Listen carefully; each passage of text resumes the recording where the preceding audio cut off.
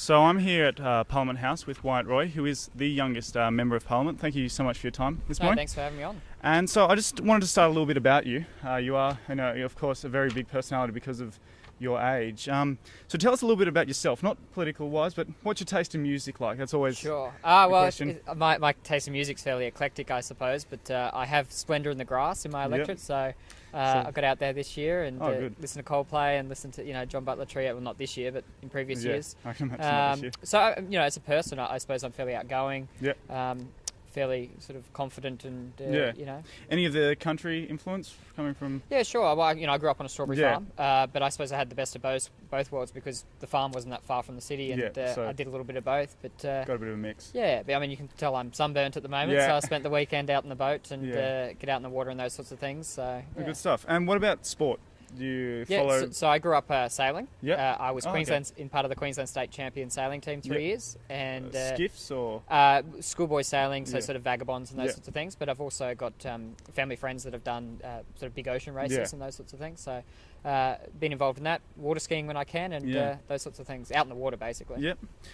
So then moving on to it, I mean, you got involved in politics from a young age, but our generation often gets labelled that we're quite apathetic with politics. Do you agree? And if you do, what can be done to try and combat that? No, I completely disagree with that. I think there is a perception, definitely, that we are apathetic or lazy. But my view on this is that we have been inundated with media more than any other generation before us. Whether it's the media cycle, it's shorter than before, but also social media, new media, the web, these sorts of things. So I think our generation are very aware of what's going on. And you're talking about my background. My best mates are not political at all. But they know what's going on. They want to get a job. They want to go to university. They want to get that apprenticeship, whatever it is. And they are very aware of what's going on. They've been inundated. But I think because the way politics has sort of devolved into this forum where you sort of 30-second media grabs and you're responding to the media cycle rather than policy challenges or big challenges, I think they kind of expect a bit more from the major political parties and from all politicians. And I think that's probably why, they might be a bit disappointed with the political system. That doesn't mean they're apathetic or they don't know what's going on. Sure. And you talked about some of the major policy challenges. For you, not necessarily what's before Parliament now, but for you in the next 30, 40 years. And I mean, you are in the position to be one of the leaders then. What do you see as some of the real challenges? Yeah, well, I mean, it is hard to crystal ball, but there are a few. I mean, for me, first and foremost, you're always looking at your local area. And in my local area, we have about 18% growth rates in areas of that. It's part of the fastest growing area in the country. People want to move to Queensland, that's a good thing, but we need to have a long-term plan for that. So service provision, infrastructure provision. For the country, it is a big hypothesis, but there will inevitably be a shift away from the current mining boom or the demand on the current mining boom. So the country will look very different in 50 years' time if that takes place. And the ageing of the population for our generation. You're going to have a greater demand on government with a smaller revenue base. We're going to have to be pretty innovative about how we respond to that challenge. And you talked about your local area. Now, one of the issues, obviously, for you, I'm going to assume, is that you'll stand for re-election at the next, whenever the next election is. Yeah, but I mean, with a majority of 1.7%, how do you feel that you can go about kind of sustaining the base there to get re-elected? Sure. Well, I think the job of any politician is to do their job. And if you do a good job, well, then it's up to the voters to decide. So I basically took this view when I was running, and I certainly take the view now. My job is to facilitate a discussion between the locals in Canberra and the key decision makers here. My job's not to go out there and say, this is what Canberra thinks. My job is to say, well, let Canberra know what you think. And I think good local members are those that do that. So I hold a lot of open community forums. I do a lot of grassroots, traditional type stuff. And I think that's the best part of the job and the most important part of the job. And then at the end of the day, it's up to the people to decide. Politics might not be forever.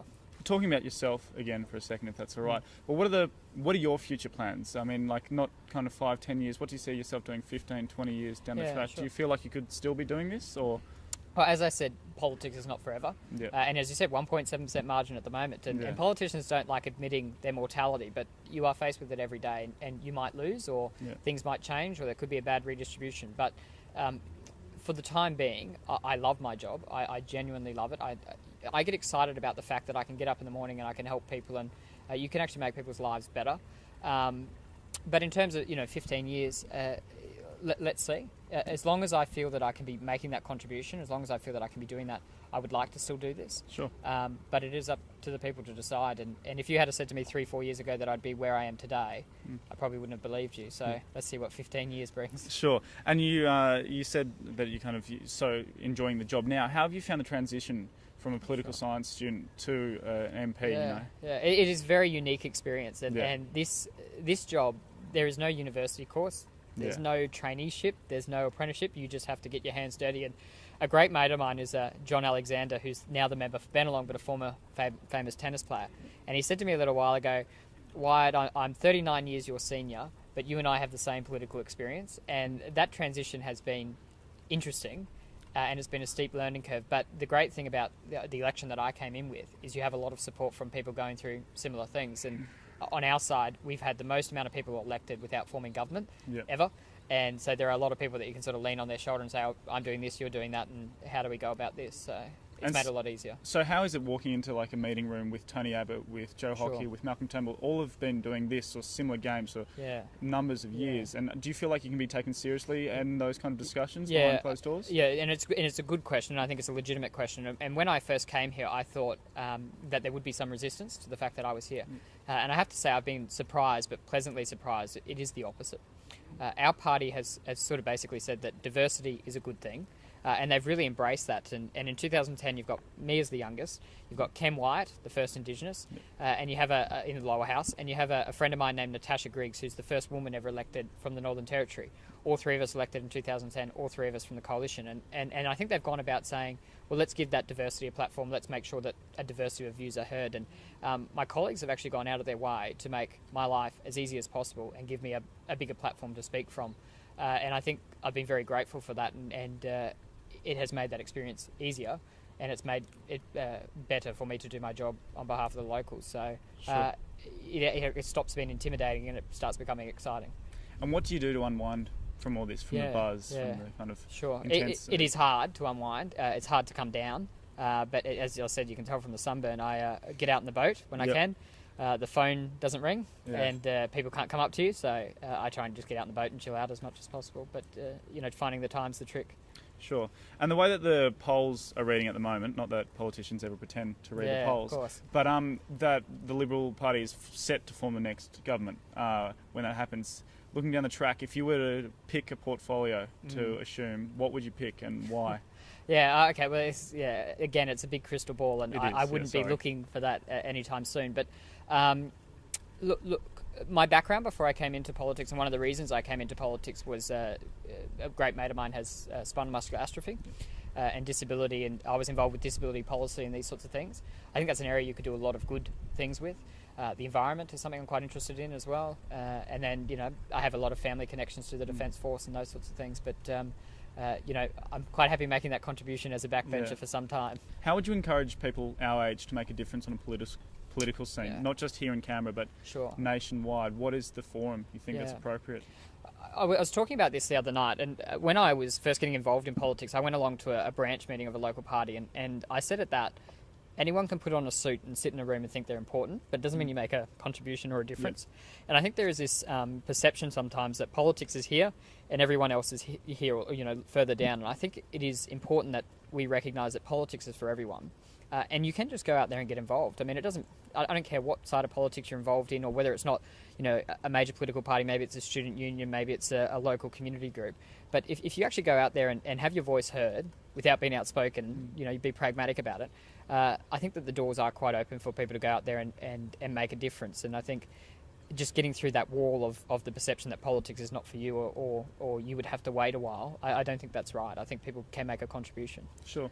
One of the biggest criticisms that people often level against politicians is that they are so-called professional politicians, in that they start their career in the party from a very young age, then staff someone, then work in the public service or somewhere similar, and then run for office without any real experience outside the political sphere. Do you think that's a fair criticism? Is it something we should be aware of? I think it is something that we should be aware of. And as I said, I think what is important is that you have a parliament that is as representative of the Australian people as possible. So that means you need a diversity of people in there. I don't think we need a parliament full of lawyers. I don't think we need a parliament full of real estate agents. But, a few of each is a good thing. And John Howard once said that he was worried about the shrinking of the gene pool in the parliament. He was talking particularly about the Labor Party because they start in the union, then they go work for a minister. And I think that is a fair point. And as I said, our party, our strength comes from our diversity. We have a very wide range of backgrounds. Now, that might make our discussions a bit more robust, but I think that is a good thing when you're having a discussion on the future of the country. So a parliament, in my view, should be as representative as possible of the Australian people. Sure. What do you think about the current party models that we have, in that the leader is more or less the one to set the policy, Sure. and that you don't have a choice much publicly, at least what we see, to speak out against that? Yeah, well, I don't agree with that. I think that there is a process that parties go through internally. And I understand people always say, oh, if you join a major political party, you have to toe the party line. Yeah. And I always say, if you join a major political party, you can form the party line. Now, you'll never see those discussions. No. As you said, and I think the nature of our system says, you have a better outcome when you have a united group. But I think it is important that you take part in a forum behind closed doors to have a discussion about what the policy should be of the party. And I think rather than saying you toe the policy, I think you should be creating the policy. And I'm in my political party because I believe in the philosophy of the party of empowering people, of a hand up, of giving opportunity to people, of the freedom of choice. So when you're creating policies through a philosophical framework, you're probably going to be happy with 90% of the policies that you come up with, and the 10% that you're not, well, I've got 90% that I'm happy with, and it's part of being a team. I mean, no one person is a messiah, no one person has all the knowledge. Yeah.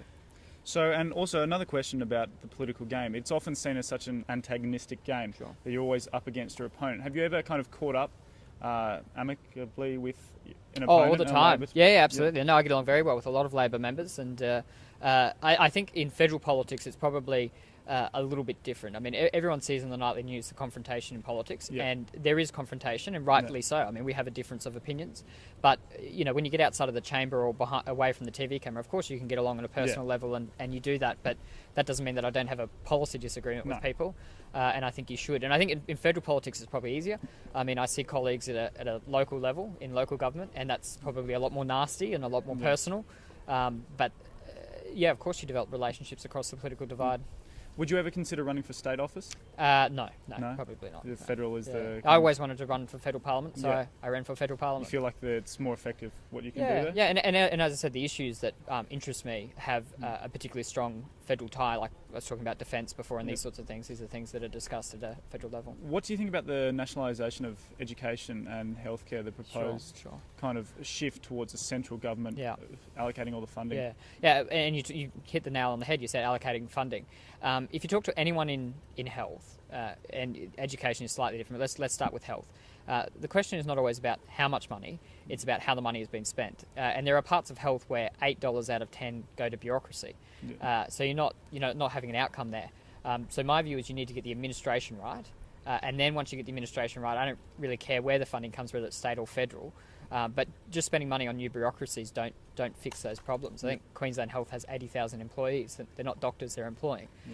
So if you can fix those challenges, if you can empower people at a local level, that is a good thing. And a good example of this, I spoke to an orthopaedic surgeon recently when he was working in the public sector to get a particular type of scalpel, 6 weeks to go through the bureaucratic system to get it. Now, if he had local control and local authority, I mean, he could have got that in a much shorter time, would have cost a lot less of taxpayers' money. So get the administration right, spend money wisely. I don't care where the funding comes from. Probably as a federal politician, federal funding sounds good, but it doesn't really matter if you got the administration right. Sure. Now, 2 last questions. Firstly, tell us something a little bit interesting about you that we don't know publicly yet. Well, all right. Okay. It doesn't have to be too scandalous. Yeah, it doesn't have to be. I'll speak in general. I'll speak in generalisms. There's a lot of politicians that probably get in trouble for lying. I get in trouble for being too honest sometimes, I would say. So probably I am brutally honest sometimes, and that might rub people the wrong way sometimes. So. Yeah, a follow-up question actually on that. It's not the second last. Sorry, I lied. I'll give you an extra one. Thank you. But I mean, the adjustment to being such a part of the media, has that been hard? You do have to watch a little bit what you say, even when you're not thinking that there's mics around, because there so often can be. Yeah, I mean, my view on this is I signed up to be the federal politician, so I knew that there would be scrutiny, and I accept that. And there are, this is not the only job that you have scrutiny in there. You've got sports stars that have scrutiny, TV actors, a whole lot. So I accept it. No one enjoys it. I think people are lying if they enjoy it, but. Where I struggle with it is when it affects the people around you, so family, friends, those sorts of things. That is hard, and that has been harder to adjust to, rather than me taking it on. But there's no easy answer to that. Yeah. It's just part of the job. Okay. And then final question on a little bit more light-hearted note. With the US elections, would you be Sure. voting for Michelle Bachmann or Barack Obama? I'd vote for Obama over Michelle. Yeah. You can take that scoop. Okay, done. All right, thank you so much Thanks, for your time, mate. I Wyatt. appreciate that. Thank you very much. Cheers.